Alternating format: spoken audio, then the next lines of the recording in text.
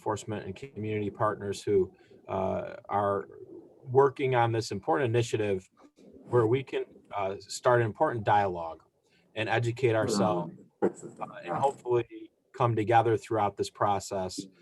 As we all know, we need to. So again, this is a partnership with Onondaga County and the city of Syracuse and the district attorney. Fitz, thank you for your leadership on this. And this is a executive order from the governor. We need to have multiple public hearings, and then we need to listen and hear from the community, and then have a dialogue and come up with a plan. And then that plan will go to the prospective legislative bodies and be adopted into law. So again, I want to thank everybody for participating. That's what this is about listening, participating, and then for policymakers at the end of this, what the plan looks like. It's our job to make sure that that policy goes into action, and even if that requires resources. So again, thank you for doing this. There will be more public hearings. I wish we could all be together in person, but we got to get through this pandemic, and we will. So thank you. And we also know we have some comments by our district attorney, Fitzpatrick. Okay.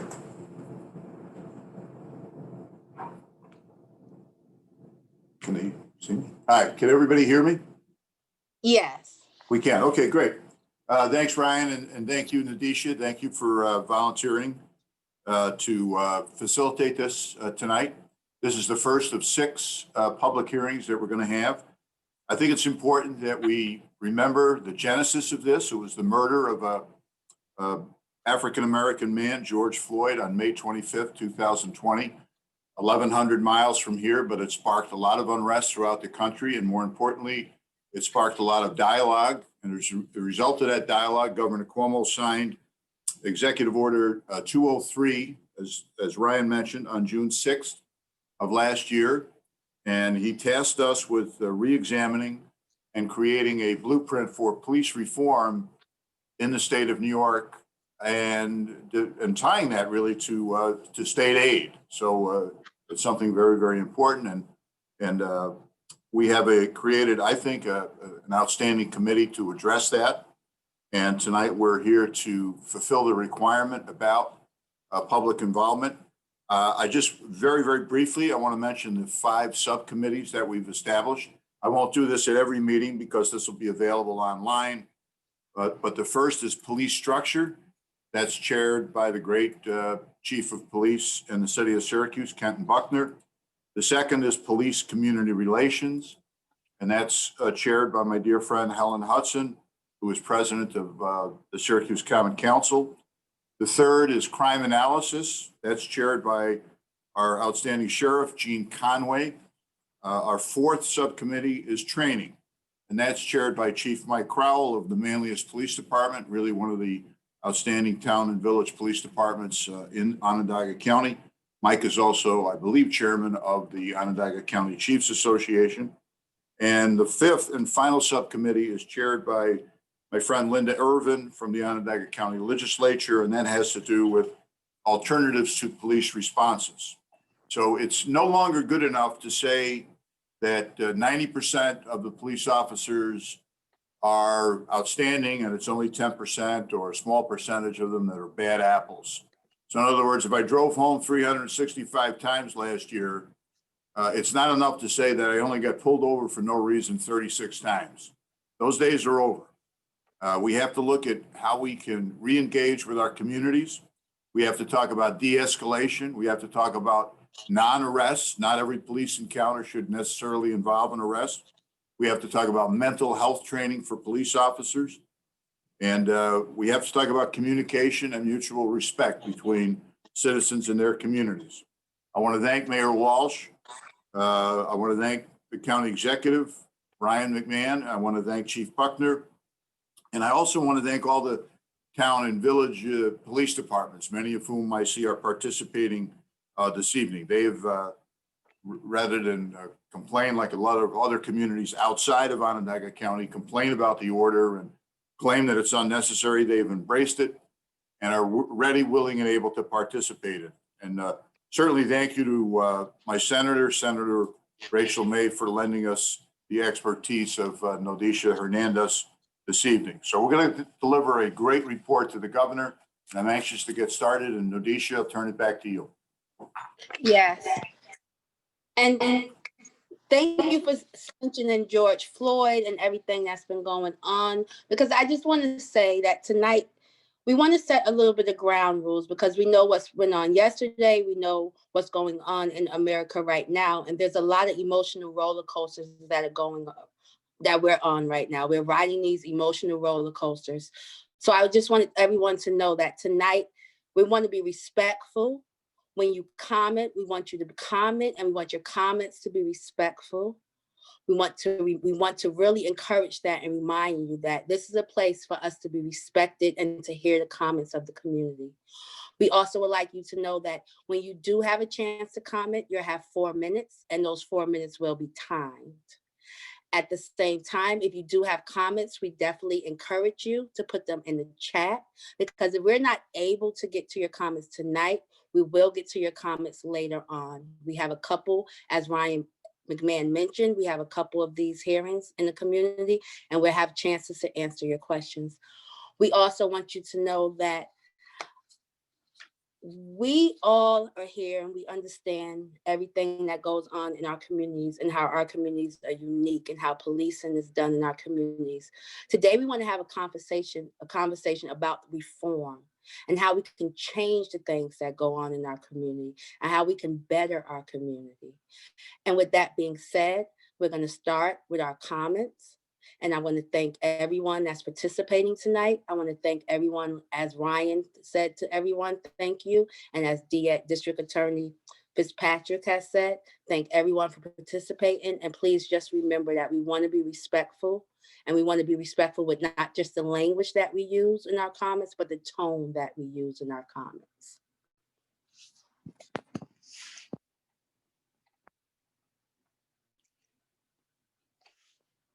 And Stephanie, do we have any comments coming through? None of it yet, Nodisha. Okay. And my computer is up, so I'm going to hop off the phone and get on the laptop. So for all of those who are participating, if you have any comments, please feel free to use the raise your hand icon to notify us that you have a comment to be made, and feel free to jump in at any point in time.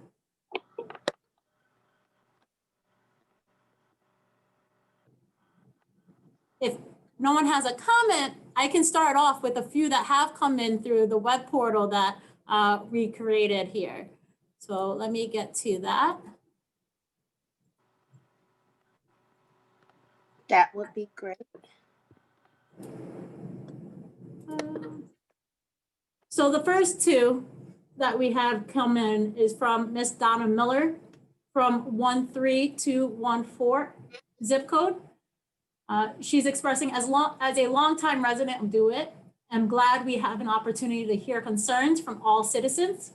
This gives us a chance to educate ourselves on what is really, what is really going on in the county.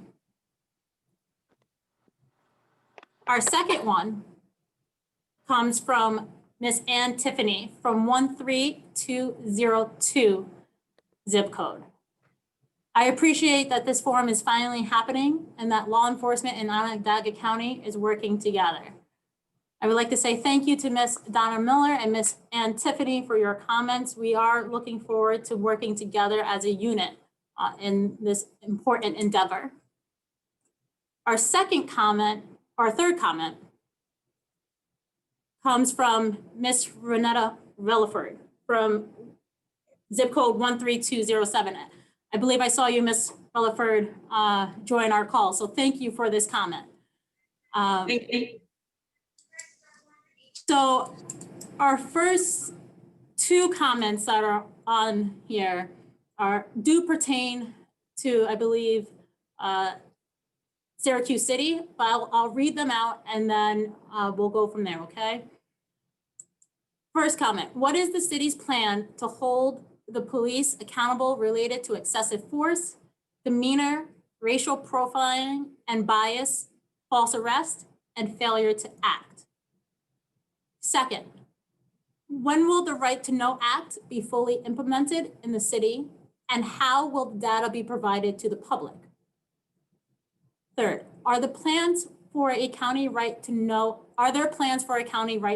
act? Next, what oversight can we expect in the future related to complaints against the Onondaga County Sheriff Department? And lastly, how are the findings / recommendations by the Justice Center Oversight Committee enacted by the sheriff? Ms. Relaford, please correct me if I'm wrong, if the first two do refer to the city. As previously indicated, we will be having 3 city community forums, which we will address those comments. That would be greatly appreciated. I appreciate you reading my comments, and I wanted to put them all in. I apologize, I have to go to our CRB meeting coming up, so I will be jumping off the call. But I did want to put those out there because depending on the schedule, I might not be able to attend those other public ones, but I wanted them on record. The other ones do refer to the county, and I'm looking for some input and information related to that. Thank you so much, Stephanie. Of course. So also joining us on this call is David Chaplin, who is one of the county attorneys. So I will allow Mr. Chaplin to answer the 3 with regards to the city. We also do have Deputy Chief Joseph Cicerelli here for the Sheriff's Department. So if you would like Joe to refer to the 2 informing questions regarding the sheriffs, I open up the floor for you to do so. Okay, can everybody hear me? Hello? Yes, I can hear you. Okay, good. In regards to, we'll go to the bottom one. In regards to the Justice Center Oversight Committee, the situation with that is that on a bi-monthly basis, the chief of the jail, along with his committee, meets with, I believe, Montanet Murphy. And recommendations are brought to their attention at that time. Their ideas are shared back and forth, and then what they do, they have done in the past, is they've looked at the recommendations and they've seen if they can meet with the procedures and policies in place in regards to the Department of Corrections, as well as the safety and security of the facility. Needless to say that over the course of the last few years, we've adopted probably 4 recommendations from the committee and change policies and procedures in that way. And then that continues to go on. Like I said, that's every month. They meet once or twice a month, and it's an open dialogue, and it's been in operation now for quite a few years. In regards to the question in regards to oversight and respect in the future related, I mean, we have a mechanism in place within our own agency that we look at internal and external complaints, but we also enlist the assistance of the Attorney General's office along with the District Attorney's office to investigate matters of either criminal nature or of nature that are, I would say, more of a minor procedural situation. Everything else is looked at and probably reinvestigated, like I said, in consulting with those two other entities. And number 3, I think that's a county, that's like a legislative issue that, I don't know, David, you want to chime in on that, or? Yeah, I will get back to you on that. Okay. Don't currently have any specific information regarding the county's plans to either adopt the cities or create their own Right to Know Act. Yeah, this is Ryan McMahon just stepping in on that. So just part of this process is and I know that there's probably some legislators that may be on the call, but related to policy recommendations, from the community or from these committees, that's what the process looks like, right? So, this is a dialogue, a community dialogue. Folks will come up with recommendations. It will be discussed, it will be vetted, and then there's a legislative process. And so certainly the county legislature has the ability to take these policy recommendations and turn them into law.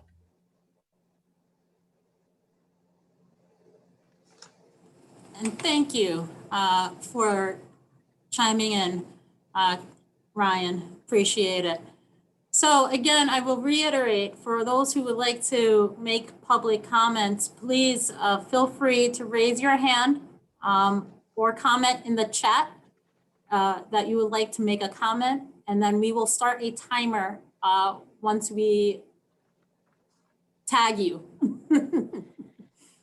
And Stephanie, I think I'm gonna take a little bit of time and just read the executive order from the office of the mayor, because sometimes we just need to have the information.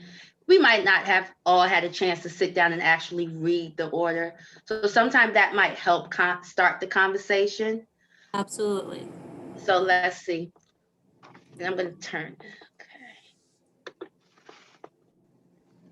So whereas the killing of George Floyd and the subsequent outpouring of grief and concern over police conduct nationwide has led to the calls for Syracuse community for immediate police reform. And whereas improving police community relations and updating key policies to reflect best practices in the 21st century, policing has been a priority of my administration since taking office. And whereas under the leadership of Chief Kenton Bruckner, Syracuse already has taken important steps in police reform, including but not limited to the expansion of body-worn cameras and the implementation of a new body-worn camera policy.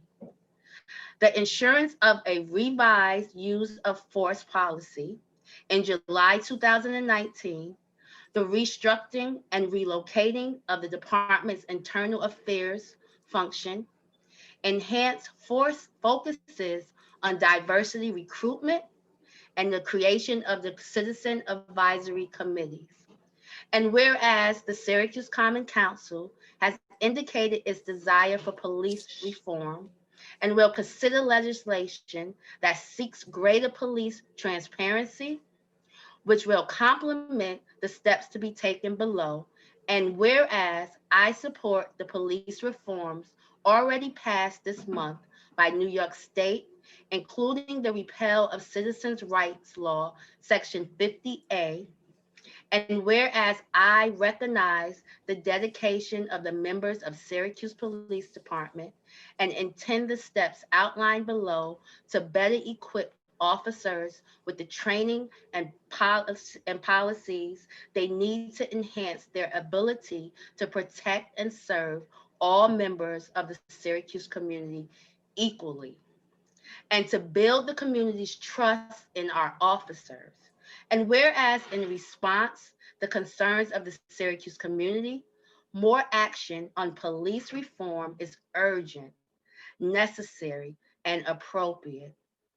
And whereas I will engage in a robust community dialogue, that's what we're doing now, to further explore and consider areas for reform and improvement over the coming months beyond those set forth below, accumulating in a plan and report in the spirit and in the compliance with Governor Cuomo's Executive Order number 203, New York State Police Reform, Reinvention Collaborative. This is just a summary of what Mayor Walsh put in his executive order, just to remind folks about what we're speaking about, what this conversation is about, the comments that we want you to comment on.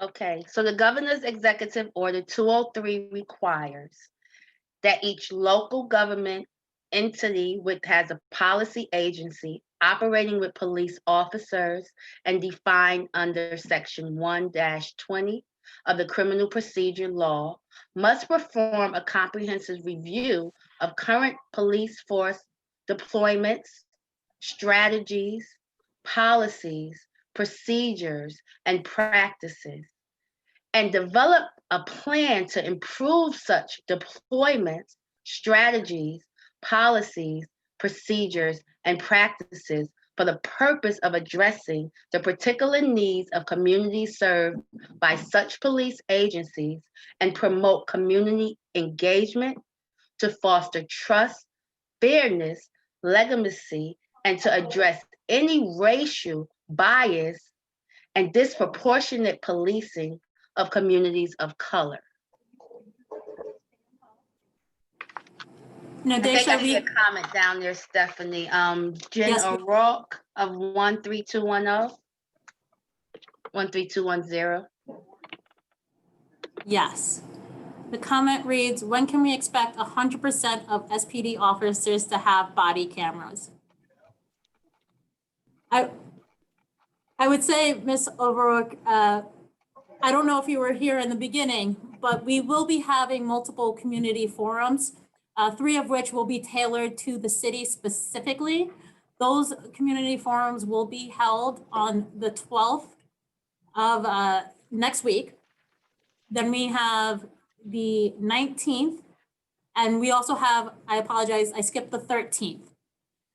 So therefore, we would be focusing tonight's community comments on the southwest side of the county. So that way we can have some robust conversation from that area.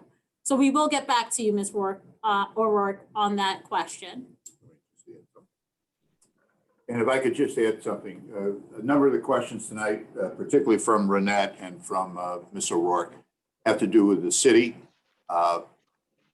Those questions will be posted regardless of whether or not Ms. O'Rourke and Renette, whether or not you can join in on the later forum. So we have a copy of your questions. When Chief Buckner or one of his deputies is on the Zoom, and those questions will be directed to them. So we're not saying that you have to come back to ask the question again. And I just want to piggyback on what Nadisha was talking about. Each subcommittee will deal with a point raised either in the governor's executive order or the mayor's executive order. There's some overlap, but there were actually more areas to review in the mayor's order than there were in the governor's, and we've included all of those, regardless of whether it's a city agency or the county agency.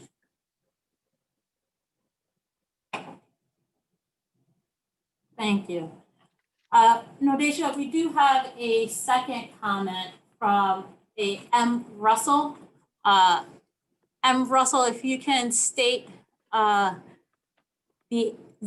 zip code that you're from and your name for us, please. It's Maggie Russell, 13205. Thank you. Would you like to read your comment, Ms. Russell? Yeah, let me call it up on chat. So I was wondering how many committee members will serve on the Citizen Advisory Committee? And are you looking for a specific demographic participation? Who are you looking for to join the committee? Our committees? Are you referring to our committee or? No, this was mentioned in the Governor Cuomo's executive order that a Citizen Advisory Committee will be set up. Did I listen or hear that incorrectly? I don't remember him saying the citizen. Well, we don't recall, at this time, I don't recall a Citizen Advisory Committee being required. It's certainly something that we can look into. That's the purpose of these public comments and inputs, is for the public to provide us with information and things that you think that should be implemented. in the Yes, overarching plan. Pardon me. I wrote that down right after you stated it, that in the executive order, it's requesting that a citizen advisory committee be set up. I didn't know if that was on a state level or a local level, but I think it's a wonderful idea to have local participation. And then you have live and direct information from the residents in the area that are being impacted. Absolutely. I do believe that may have been referring to the mayor's order for the city. Perhaps. I don't know. I just was writing, so pardon me. It's okay. I'm trying to keep up. Yeah.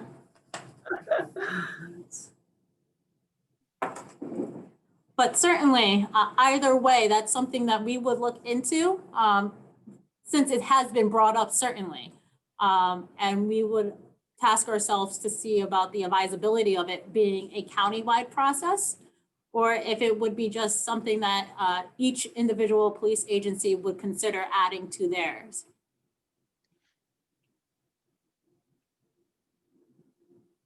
All right, let's see.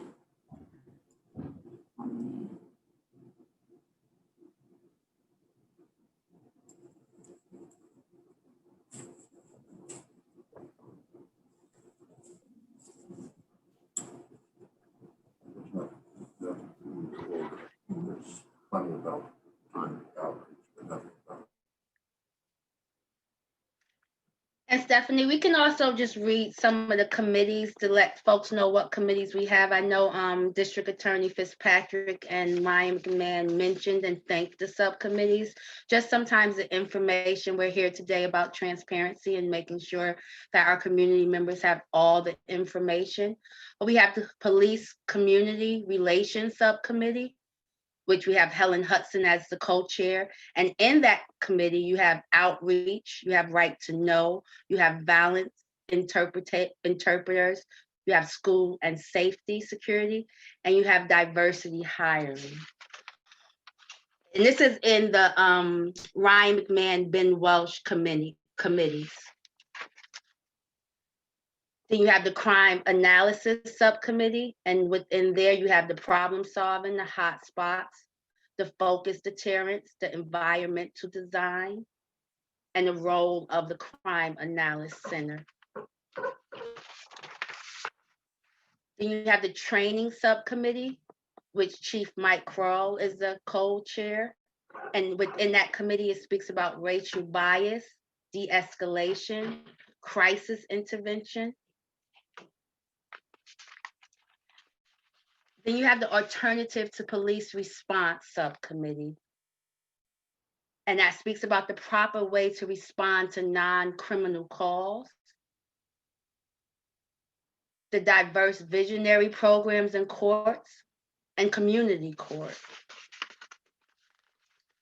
And then, and that's the Public Hearing Subcommittee, which we're doing now. And I would note for everyone who wants a more detailed, informed view of each subcommittee and who is currently on each subcommittee, you can go to policereform.ongov.net, go to the subcommittee page that you see, I believe, presently sharing with you. And they will give you a detail as to what each subcommittee was tasked to do.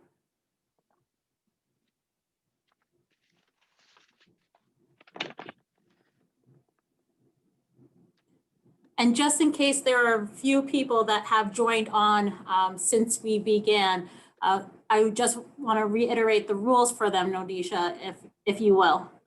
Okay, no problem. And you know, it's funny, it's so quiet right now, but I see like 39 folks on this call, and I know a lot of you are community activists, and I know I'm on meetings with y'all, and I know you have a lot to say. This is a chance where you have 4 minutes to voice your opinion on police reform that's happening right here in your community. So we want to let you know that you get 4 minutes to comment, to raise your hand in the chat. And when you raise your hand in the chat, we will open up your camera so you can comment. We want to be respectful. There's a lot going on right now. There's a lot going on yesterday. So we just want to allow you to have a chance to comment and speak about issues and speak and let go of some of your emotions, right? Because a lot of times this stuff is really meant to stress on us in our community. This is a time that you have 4 minutes to come on and speak about what you would like to happen with police reform in our Onondaga County community. Thank you, Nodisha.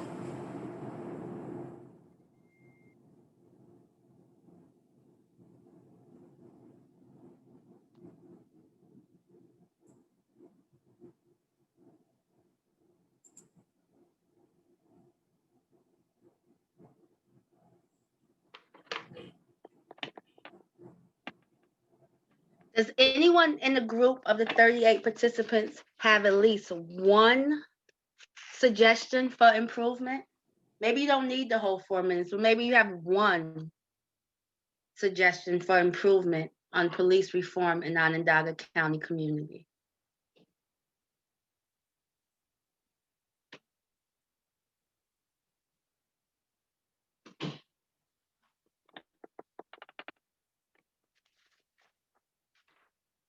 No, Disha, Yes. I don't have, I just want to make a comment. This is Helen Hudson, President of the Syracuse Common Council. And I just want to thank everybody on this line. I want to say thank you to the district attorney and to Stephanie and to every municipality that's working on this very, very important issue. Because sometimes we don't like to, hear that maybe we're not doing everything the way it should be done. And for folks to step up to the table and take the time and the energy to work together to try to make not just the city of Syracuse, but Onondaga County a place that we can all thrive, grow, and enjoy being in. So I just want to say thank you. Thank you, Thank Helen. you so much, Madam President Helen Hudson.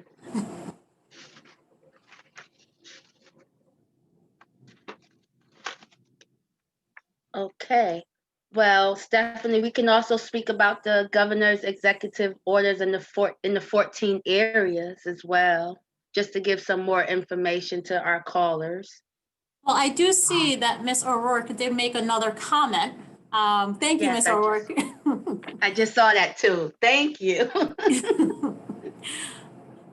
If you would like, Ms. O'Rourke, I can read it for you, or if you want, you can read it for yourself. I'll take that as I'll read it for you. Ms. O'Rourke writes, I have always had positive experiences with police, but I know my experiences are not what others experience. My suggestion is that a great deal of more effort be expanded in training all police in methods of de-escalation. She can't figure out how to unmute herself. Fair enough. Right in the corner, little microphone that says mute. Click on it. And Stephanie, can you unmute her? I did. I'm sorry, and it didn't do that. And I just want to say that really, my experiences have always been positive with the police. But as I say, I know that's not everybody's experience. And I think de-escalation training is one of the most important things that people can learn. Not just the police, all of us actually, but that I think is just something that I would like to see routinely offered for police all the time. Judith, thank you for that, because, I was a teacher assistant before all of this. And in the school district, we had to go through de-escalation training for the kids that we work with who were at risk or became behavior problems. I don't like to call them issues or anything like that, but you're exactly right. And every month we were in a training teaching us how to de-escalate and how to separate ourselves from what was going on and how to make it a power struggle. Thank you for your comment. Thank you, Ms. O'Rourke. And Chief Crowell, I know, is on the call, and he is the head of our training committee. So Chief, I'm going to tap on you to, touch base on some of the things that your subcommittee has done so far in terms of de-escalation and training. Yes, thank you, Stephanie. I appreciate that. Yeah, I mean, de-escalation, police have been doing de-escalation for quite a few years, but most recently we've engaged in a lot of specialized type training on de-escalation, specifically things like verbal judo and other training opportunities. So our group, which is headed by Chief Fall, talked a lot about that concept and the training. And believe me, we would love any kind of training, law enforcement. I speak for county chiefs. We would love any type of training on communication, tactical communication when it comes to our job. I mean, we probably 98% of what we do is communicating with folks. So if we can do it better, we're all for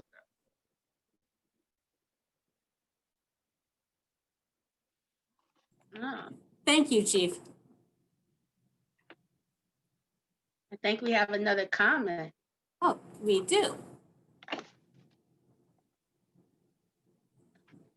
All right. Russell, Miss Russell, would you like to have me read it, or would you like to speak? I can read it. Thank you. So I work for Aurora Central New York, and I'm Director of Interpreter Referral. We provide sign language interpreting services for deaf Americans and deaf new Americans. In the Syracuse area, we have a very large deaf Nepalese population, approximately 50 and still growing. And both communities utilize a variety of visual communication systems.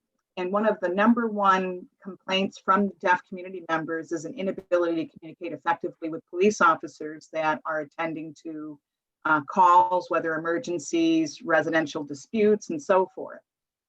So I was thinking that a training for area police officers on deaf culture, specifically American deaf culture and communication, and deaf new Americans, and certainly in the countries that they come from, they've experienced trauma in their country of origin, and how to encounter and communicate effectively with our deaf citizens. An idea might be to have an iPad available where a live stream interpreter can be on demand when a call comes in. And that would certainly alleviate and de-escalate any situation involving a deaf person, because the number one concern, of course, is communication and being able to communicate effectively.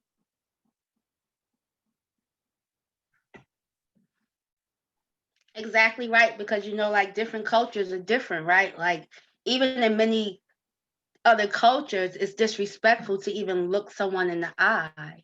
And in our culture, we take that as a lack of respect. So it's disrespectful, but just small, simple things like that just matters.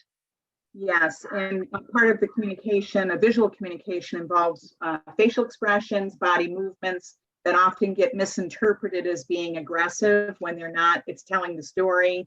And I think some exposure to area police officers on deaf culture and communication techniques would certainly help. And then just for myself personally, I have had a couple interactions with the Syracuse Police Department that have been wonderful.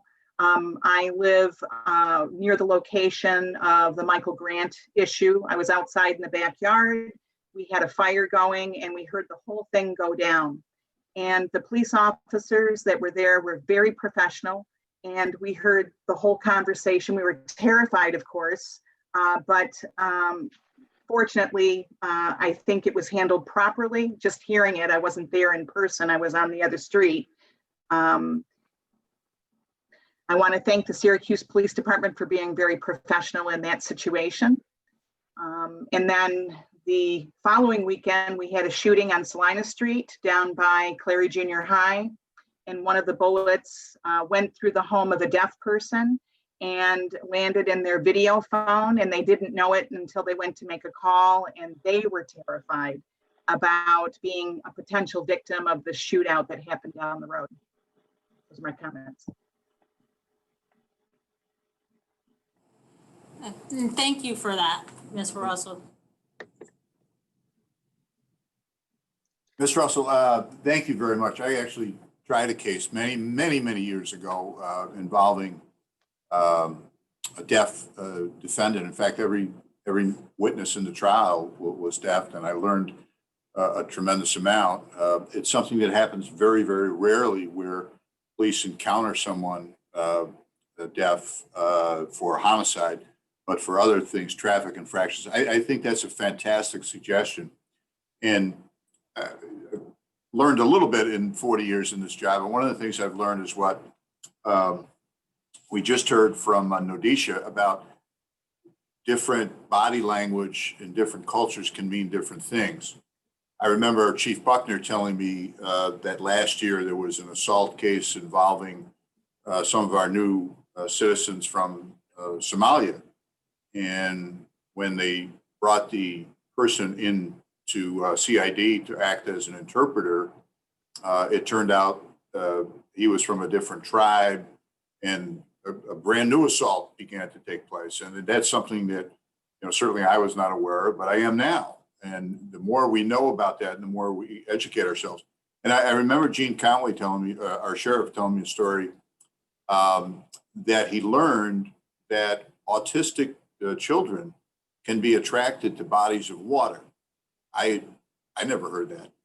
And lo and behold, not long after that, a autistic child had walked away from home in the county, and the sheriff immediately deployed people to the nearest lake. And sure enough, they found the kid and saved him from any type of harm that might have come to him. So the whole panoply of races and culture and languages and traditions, I think that's something that, I know Chief Crowell and I have talked about, and I know I've talked about it with Chief Buckner, and, adding the hearing impaired or deaf component, Ms. Russell, I think is a great idea. And I promise you that's something that we're going to do. Lovely. Do I have one more minute left? I just wanted to comment on a story why it's important for training. There was a deaf Nepalese couple that lives in the North Side. Hearing Nepalese family members came from Texas and were actually planning to kidnap them. They lured the couple with gold.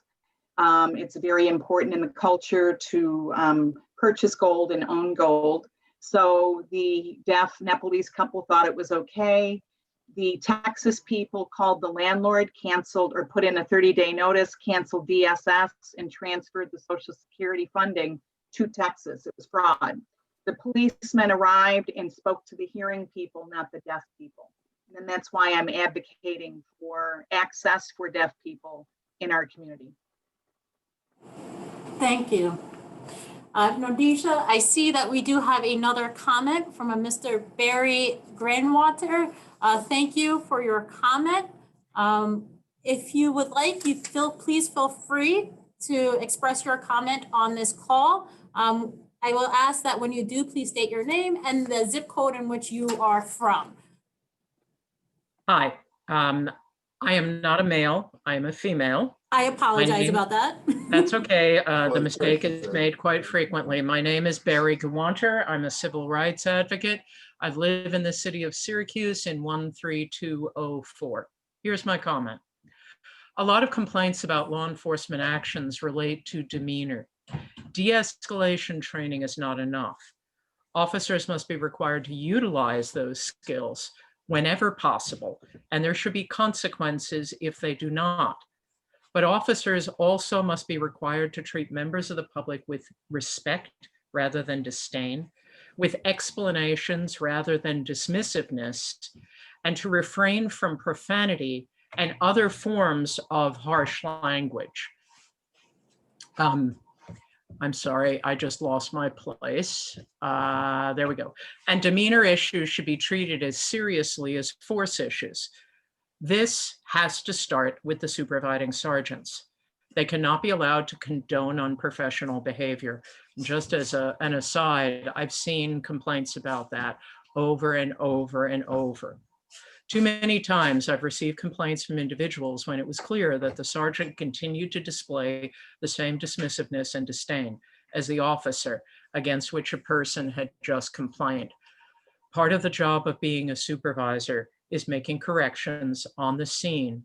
That's part of the ongoing training that should be there. My perception is that it's not happening, and that is an absolutely key part of the equation.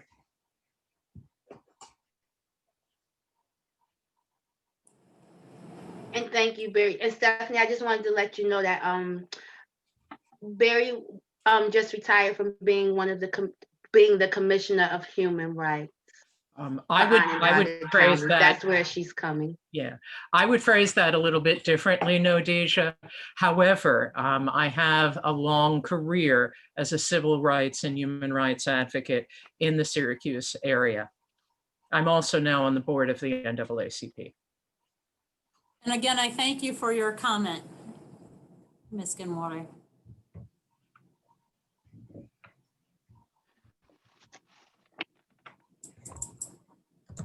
Now, Chief Carl, oh, go ahead, Nadesha, I apologize. I just wanted to go back to, we were speaking about the deaf and students with disabilities. And I wanted to thank District Attorney Fitzpatrick for his comments. And I wanted just to make one statement, because a lot of times we don't realize that not just the autistic kids, but our students who are behavior issues, and even humans, because it's human, right? It's a human reaction when you feel yourself in danger, or you feel yourself in fright, or you're in fear. You go into fight or flight. And part of our training in the school district, we were always taught that when children are in trouble, when humans are in trouble, it's our nature to sometimes go into fight or flight, meaning that we fight or we run. And with a lot of the students that are now like the community members that might come into contact with the police, are these community members that go into fight or flight. And that's something that we have to remember as humans, along with Barry says, because you have to respect kindergartners, right? And we often say, they're children, why respect children? But you respect dogs, you respect everyone. And the way you speak and your demeanor and your tone is a part of your respect. I would agree. Thank you, Nadesha.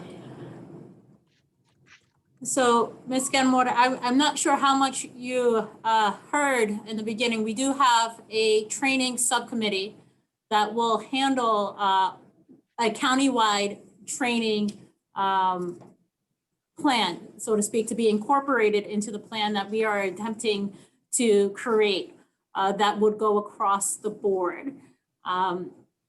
Also to note, our countywide plan is a plan in which it would be an umbrella plan for each police agency to adopt the meat of that plan. Part of the executive order, it does require that each individual police agency within the state of New York submits their own individual plan. So therefore, what we're attempting to do is make sure that any plan that is implemented, whether it be in the town of DeWitt, whether it be in the town of Lafayette or the town of Jordan, has the same pillars in it. So we are certainly going to address those comments, Ms. Skinwater, in terms of de-escalation and also a respectful approach to our community members here. And Chief Crowell, who is the head of the co-chair of our training, is here and he is listening to those comments. May I follow up and simply point out that my comment was not about training, but about supervision. There needs to be clear expectations that supervisors will engage in checks on behavior when it occurs and can no longer look idly by when an officer goes beyond their authority. Understood. Thank you, Ms. Skinwater. It's Gawanter. Thank you. Barry, Okay. she's young, I'm sorry. It's all right. It frequently happens with my last name. Everybody calls me Barry. Oh. You can handle Barry, I think. I can handle Barry. Thank you. I did see that we might have had another comment. Did you see that pop up, Nodesha? Utilize language. I think this was Barry. Okay. Yeah, no, I don't see one. But I know I would like to, I know we heard from a lot of folks that said that they had good encounters with police officers.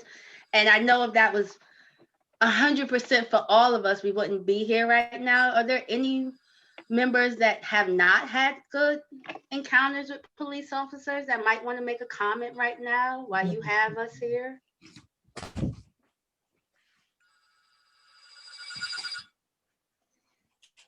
And I would emphasize that we are especially looking for comments to that effect for those that have been had negative interactions with police. So please feel free. This is a open forum. No judgment will be had here. So please feel free to make your comments.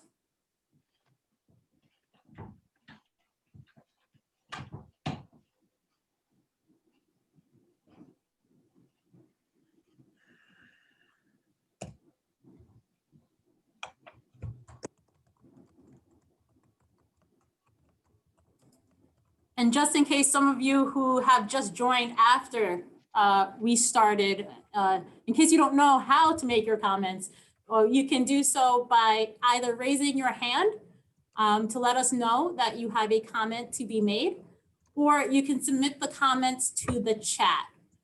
When you do either one, I would ask that you state your name and or the neighborhood and zip code that you are coming from. Again, I would like to state that this is a first public forum here for the Onondaga County Police Reform and Reinvention Collaborative. And this public forum is focused on the southwest parts of the county. But we do welcome all comments.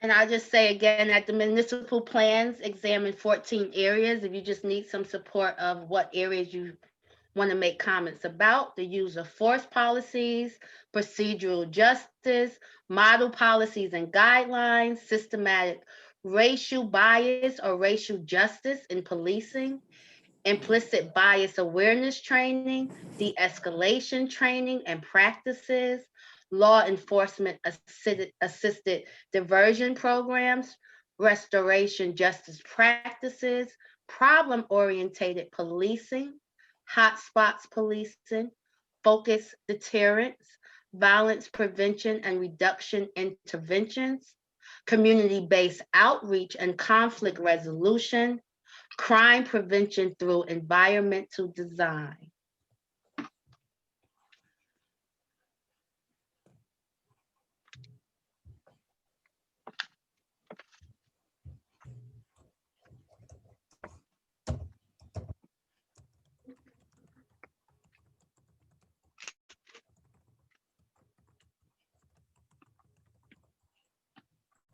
You know, Stephanie, I will say I lived in Liverpool for 20 something years and now I live in Syracuse. And I will say that, I used to get pulled over all the time in Liverpool, just driving through Liverpool. It's a little less stressful for me, and I'm not saying for everyone because I don't know what everyone deals with. And I don't know if maybe I'm just not known yet in Syracuse, my car or whatever.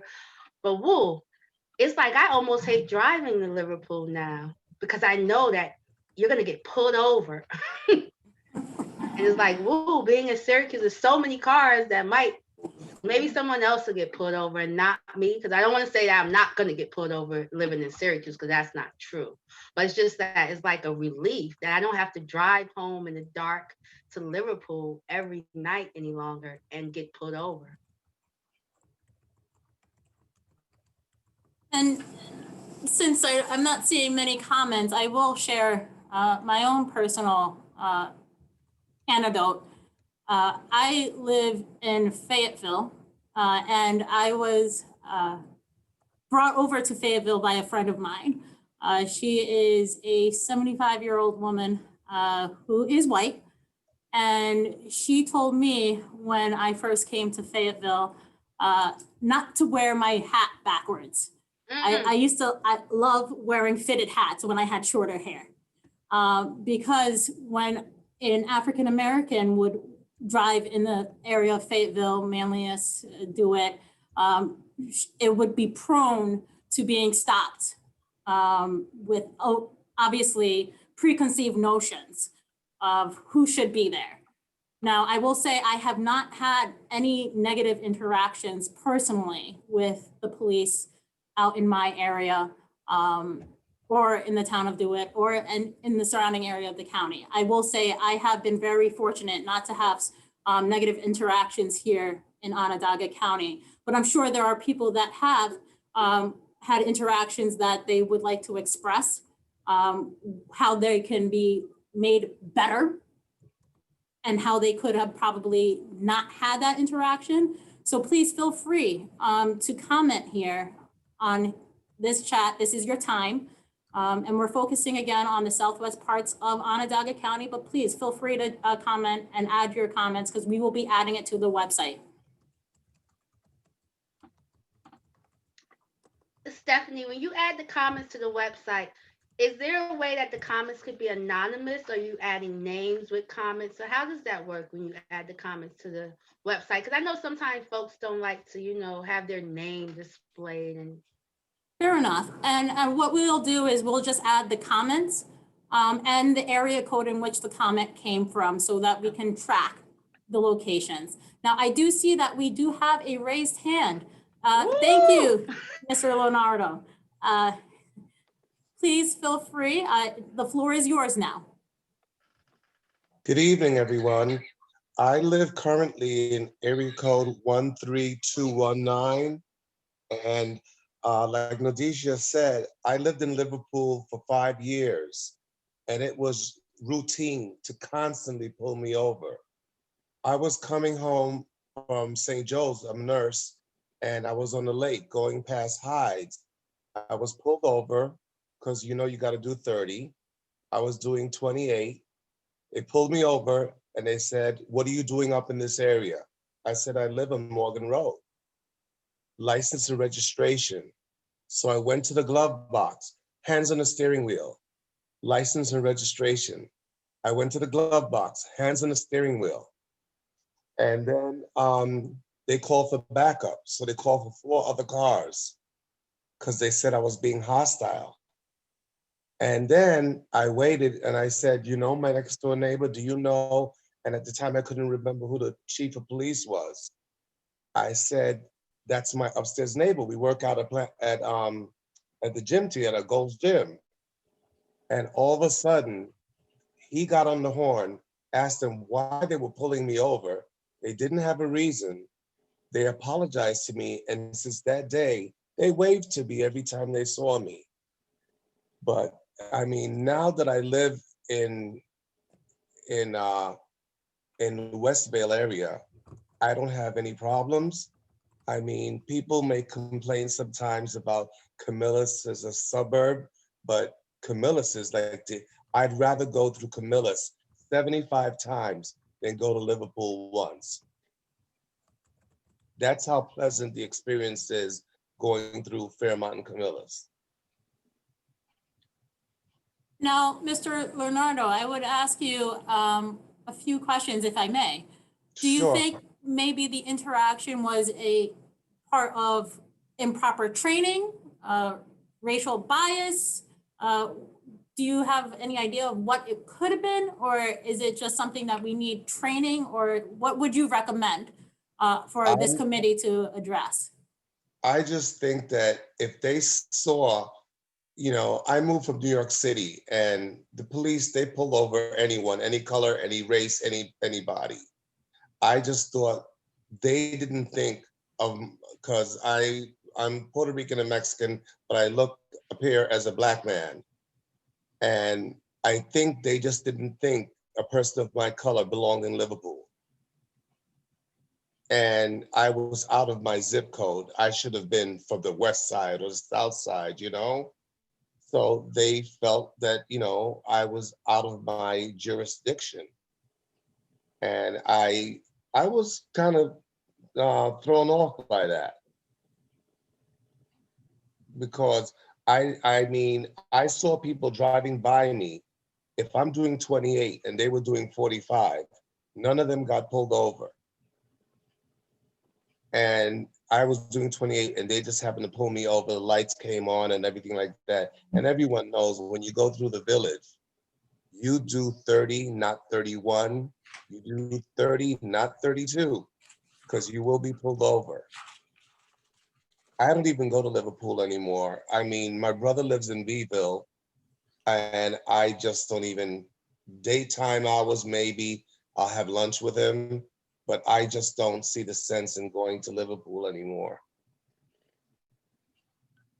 And it's a shame that you have to be restricted in where you can travel in Onondaga County. My 19-year-olds don't go to Liverpool. And I want And they're to thank you girls. for your comment, Mr. Leonardo. Part of Sanchez, part of our collaborative effort here is, and from what I hear, is that in certain areas, it's different, right, in terms of police response. Part of our collaborative effort is to try and make everything consistent across the board. So I appreciate your comment, Mr. Sanchez, and Nadecia in that matter. We definitely would like to aim for a more uniform approach here going forward.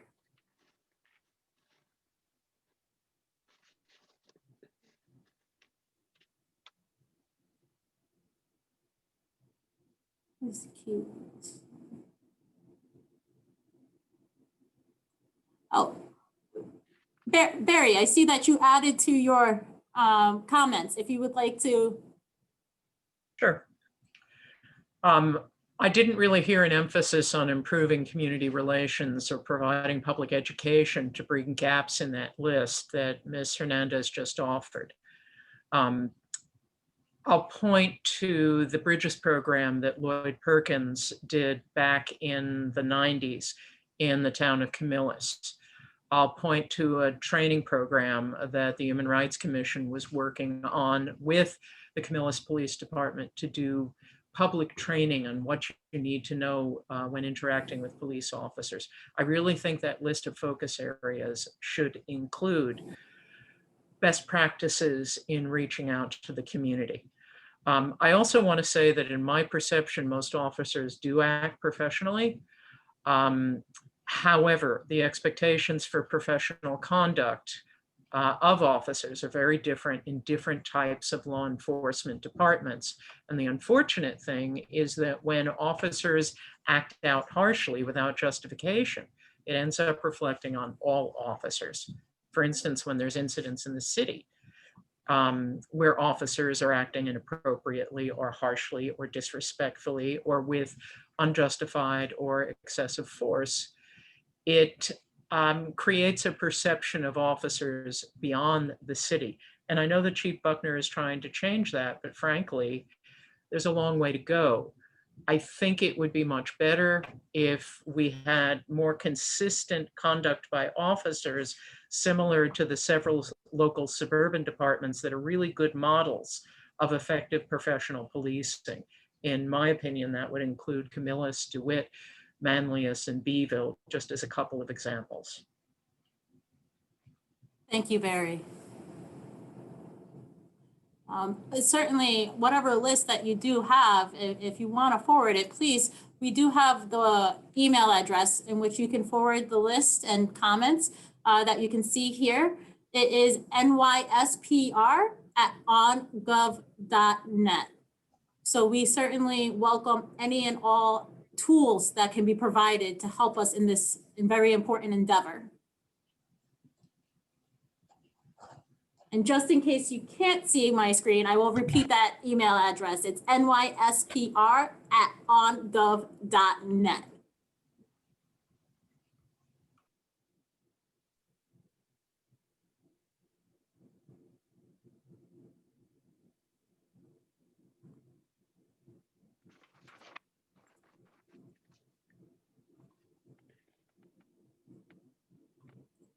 So far, we've Like had I'm a school teacher, like I want to call on folks. I was about to say, we've had so many robust and great comments so far. I hope we can keep it going. We do have till 6:30 for this forum. But again, we do have 5 other ones coming up. I will give those dates again. They are found on our website at policereform.ongov.net. Our next community forum would be in the city of Syracuse on the 12th, which is Tuesday, same time, 5 to 6:30. The next community forum will be the 13th, also focused on the city of Syracuse. The following one will be on the 14th, which will be in the county, and that would be focused on the northern parts of the county. And our next one will be, again, focused on the city of Syracuse. That would be focused on the eastern neighborhoods of the city of Syracuse. And our final and last community forum will be on the 20th, which will be focused on the eastern parts of the county. Now, I do realize I neglected to talk about what parts of the city of the 12th and the 13th will be focused on. The 12th will be focused on the south parts, south neighborhoods of the city. And the 13th will be focused on the northern parts of the city.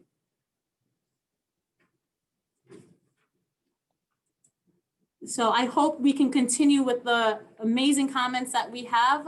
Please feel free to go in the chat, which I see we have one now.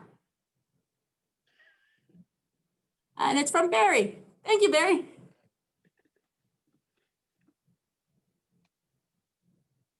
Are there, the comment is, are there documents that the public can review prior to these forums? There might be more impetus to comment if people had changed to review proposed changes. So we do have a website in which we have the executive orders posted on that website. As it pertains to a proposal, so to speak, that is something that we are working on. Part of the governor order does require us to get public input and then make a proposal. And then we will be looking for, public comments on such proposals. So this is our first public input session. We are working on a draft, and we hope to have that with regards to the comments that were made, hope to have that soon so that we can then have comments on said draft. I just want to add one thing to that, Barry. There's a little confusion about the order as to what legislative body needs to approve the plan submitted by the various agencies. So with 19 towns and villages and multiple police departments, we want to have the same use of force policy in manliness that we have in Skinny Atlas, and frankly, that we have in the city of Syracuse. It's clear that the Syracuse Common Council has to approve the SPD plan. What's not clear is whether the DeWitt plan has to be approved by the DeWitt Town Board or by the Onondaga County Legislature, or both. So our plan is to submit this for an open discussion forum, public comment to the Syracuse City Council, and that would be the end of it for the city of Syracuse, but then to the county legislature, and then have each agency go back to their respective town boards. And hopefully it won't turn into a 9-month, can we change subparagraph 7, subdivision A, subparagraph Roman numeral 3, can we put a semicolon instead of a comma there? Hopefully that, one forum in front of the county ledge can resolve it. And that is required by the governor's order.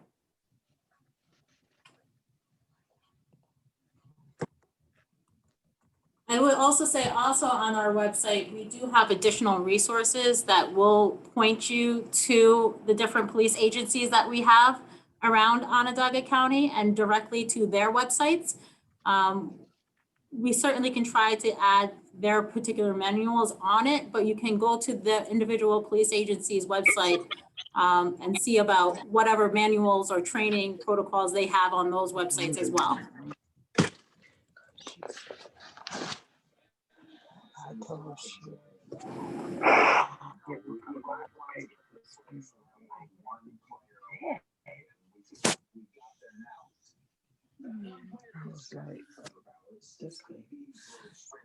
Stephanie, I do know that I had a couple questions arise about how to access the links for the community forums when you go onto the site. Is there a way you can pull that link up so we can just show them? Certainly. Okay. So we go to the website. I know that's the questions that I was receiving over Facebook. Thank you, Nadesha. So to access the community forums, you would go to policereform.ongov.net. You would go to the tab Community Forums. And on that tab, you will see that we have the dates that I was referring to. Our next date will be on Tuesday, January 12th. And it's going to be focusing on the South neighborhoods in the Syracuse. Now, as you can see here on that date of January 12th, it says, please click here to be redirected to the Zoom link. That is the link that you would want to click to access the Zoom link. Now, I would say that don't click it before that date. Certainly closer to that date, maybe around 4:30, 4:45, you should have access to that Zoom link. And that is the same across the board for our remaining 5 community forums. As you can see, just click on the Zoom link. Now, certainly not everybody has access to internet. So if it's a matter of needing a phone number, we can certainly have the Zoom link with the phone number posted, so that way people can, if they don't have Zoom, can call in as opposed to doing Zoom. Thank you for that, Stephanie. Miss Monica Williams? Yes. Are you on mute? I think you hit the mute button by mistake and unmuted yourself. Now she's unmuted. Now she's muted. I'm not, am I on mute now? No, you're still unmuted. I'll mute you, don't worry. I got you, Miss Williams. You're muted. Maybe she's trying to talk. Hi, Monica.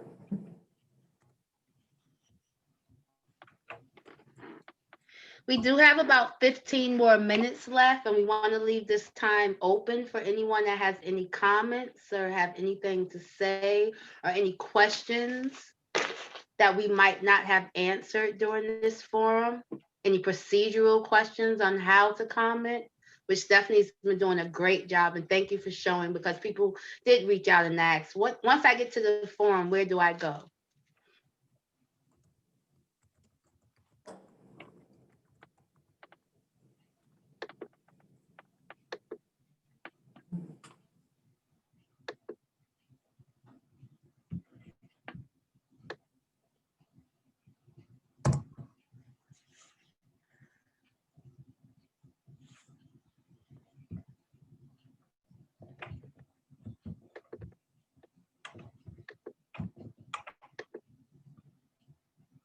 I just did a little scroll through the participants, so I do want to say thank you to all of our elected officials who have joined us this evening as well.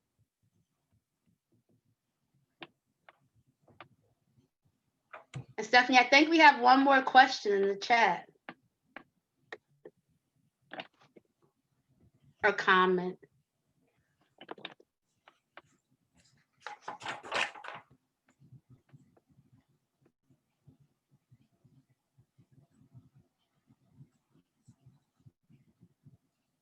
So Russell is saying, can you share with us, with them, some of the community concerns that have been shared with you? Stephanie, you're muted. Let me see if I can unmute you. You're muted, Steph. There we go. Okay. We're gonna get the hang of this. By the It's sixth our one, we first will one. be perfect. So certainly we can address some of the concerns that have been brought up. And it's pretty much so far, it's been the same across the board. The different types of response that we have from SPD versus when you go from Syracuse proper into the surrounding areas in our county. There's also been comments in terms of use of force. That is the hot button issue. It's the hot button issue here as it is across our nation. And, you know, of course you can imagine, you know, their use of force and resisting arrest charges and how, you know, members of our community are, as properly indicated by Ms. Russell, you know, different people respond differently, as Ms. Hernandez also pointed out, and that they comment that they weren't actually running, they were trying to keep their personal space, you know, and it was misunderstood as trying to leave the scene or fight back and resist. And so certainly many of the comments that we've had and community concerns have come from those two major points here. And so that's why we are seeking public comment from everybody across the board to see if there's more. Should we focus just on use of force and so forth and have our resources put that way? Or are there more that we have not heard about yet that we should certainly be addressing in this effort? Because again, we have a deadline here. Our deadline is April 1st, 2021, in which we are supposed to have a plan that has been approved by legislative bodies, and each individual agency is supposed to have a plan that's approved by their individual bodies, and then submitted to Governor Cuomo. So, and this is all around state funding. So we certainly don't want any of our police and agencies lacking funding. As people have rightfully put, defunding the police is not the term that should be used. It's certainly, police need the funding that they have so that they can properly, you know, police our communities. So we don't want them to lose that funding because we did not properly get our plans through. Please. Madam President, did you say something? Yes, I'd like to make another comment. I just want to, talk about, there was a gentleman and he spoke earlier about not going into Liverpool after dark. And I kind of stepped back for a while because he's correct. I don't travel through Liverpool after dark. And I think that that's really horrible that as constituents of Onondaga County, that we have a fear of where to go and where not to go when the lights, the sun goes down.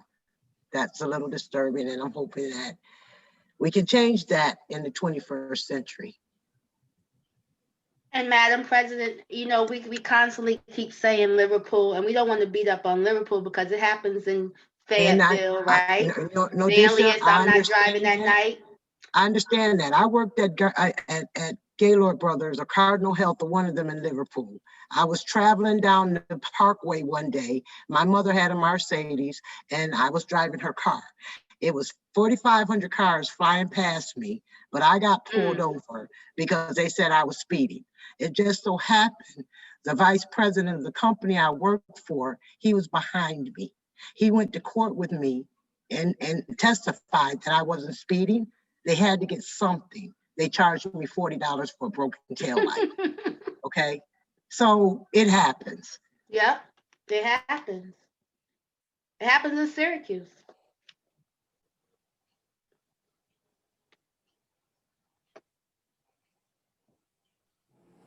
And thank you for your comment, Madam President. It's certainly something that we definitely want to address in our collaborative efforts here.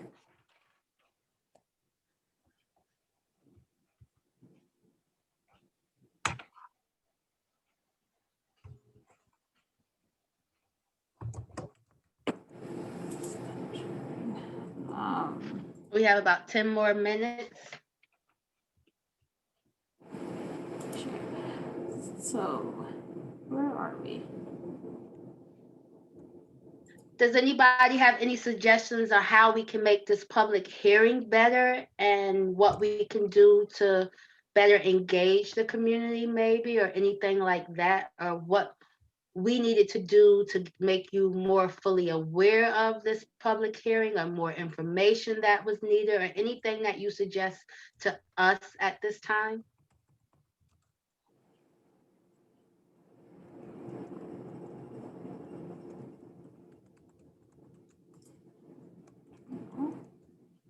Oh, hi.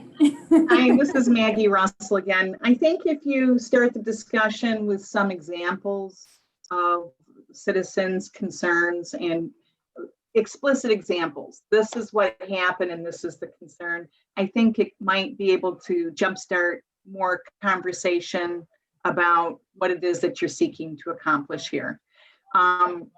Because, things like the police structure, police connection, crime analysis, that's great, but it's hard to wrap my head around what it is exactly that you're looking for. And so maybe a little bit more detail about that, or examples, and it might spark people's conversation to tell their story. Thank you. And I see here that we have a raised hand from iPhone. So I will ask iPhone to unmute. And when you do speak, iPhone, if you can give your name and your zip code from which you're calling from. That's our anonymous. I am calling from north side, zip code 1308. My name is Barnabas. I'm a community member. I have had an incident where I needed a police. I called police. They responded to my house. The incident was that I had a contractor to complete a work at my house, and in the middle he asked for a payment before he completes the job. I thought it's okay. I give him the payment, and I thought he was gonna finish the job. He went to the bank. He cashed the check. After he got the money, he never came back to finish the job. I called the city. I think I called in the city. They told me they needed his address and his name. I had his name because I had signed check in his name. And in order for me to get the address, I went to my bank. I asked them the address of the person who is due the money. They couldn't give it to me. They advised me to get police involved. I called the police. They responded. They told, my question was for them to go to the bank where he's due the money to get the information of the person, so that way I can go from there. But when I called them, they came, they asked me questions, and they went back. They went back. They never gave me the service I asked for it. So I felt so bad that that they never get back to me, or they never provide the service I wanted. So I from that point, I think I didn't like the police actions of responding and don't get back to me. So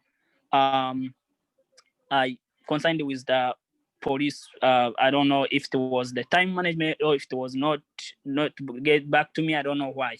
So, but I that's a concern I have with police. So, but for them not to get back to me, I kept quiet and I let it go because I called the police, because nobody else I could report to, or nobody else I could report it to. So when I called the city, they asked me whatever they wanted. When I went to the bank, they told me you have to call to get the police and get that information to you. So I never got that information. So I wasn't happy with that. Zipco. I'm sorry to hear that you had a negative interaction with regards to the police response to your particular issue, for lack of a better word. Certainly that's something that we would like to see addressed in terms of the response and the callback. I am not a police officer, so I cannot testify to how things work for these police officers, but certainly we have some on the call, but you know, we won't be able to get to their response to that. We certainly will have your comment responded to more robustly on our website. I will note that we did have a comment from a Miss Jessica from zip code 13215. Her comment to the gist, with the 3 minutes that we have, I will read it, is studies have shown that college educated police officers have better communication skills, have better ethical decision-making skills, openness to diversity, and are less likely to use force. Has there been any discussion on requiring some college education for incoming police officers? And I thank you for your comment, Jessica.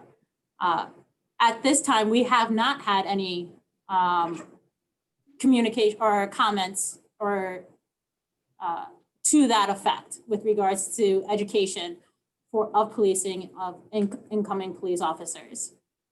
That is something that we would definitely want to address more.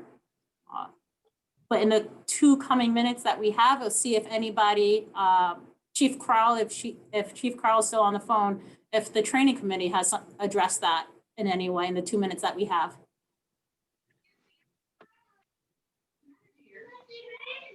Sure, Stephanie, thank you again. So right now, the requirements, the minimum requirements to become a police officer in the state of New York is set by the Division of Criminal Justice Services. And here in Onondaga County, we are relegated to those minimum standards. But I know that each individual agency that goes through the selection process, we look at education, background experience, all those other things that we need to consider when we're determining who is going to wear a uniform. So the minimum requirements set forth by the state. We have no control over that. But I'll tell you that I think a lot of agencies do consider, you know, those educational credits when they make those decisions. Thank you, Chief, for that response. And I would like to point out for our comment before Jessica's, Barry did respond in terms of how police probably could have handled that better. You can find it at the bottom of our chat. And Nordesha, we do have 1 more minute, so I will give the closing reins to you. Okay. Well, we want to thank everybody again for giving us your hour and a half, being a part of this forum. And even if you were just here to listen and to understand what's going on with police reform in New York State, nationwide. I want to say again, thank you to all the committee section chairs. I want to give a shout out to Madam President Helen Hudson. Thank you for this opportunity, allowing me to be a part of this facilitation. I just want to say that this is a very important topic, and we have many more of these conversations planned throughout the community. So please, if there's anyone that you know that wants to be a part of the conversation, or anyone that you know wants to comment, please share the information, go onto the website, share the information, and let them know that we're here and we're listening to comments.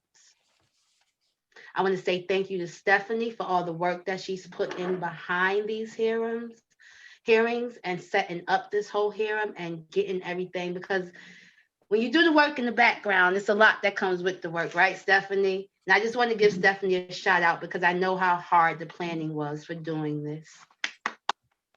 Thank you, Like Nadeja. you said, it is the Appreciate first it. one. We have many more, so we're learning as we go ourselves. And thank you to everyone, and have a good night. And please make sure you make comments and go on the police reform site and make comments. The comments are very important. This is your chance to make comments and voice your opinions and voice your voice.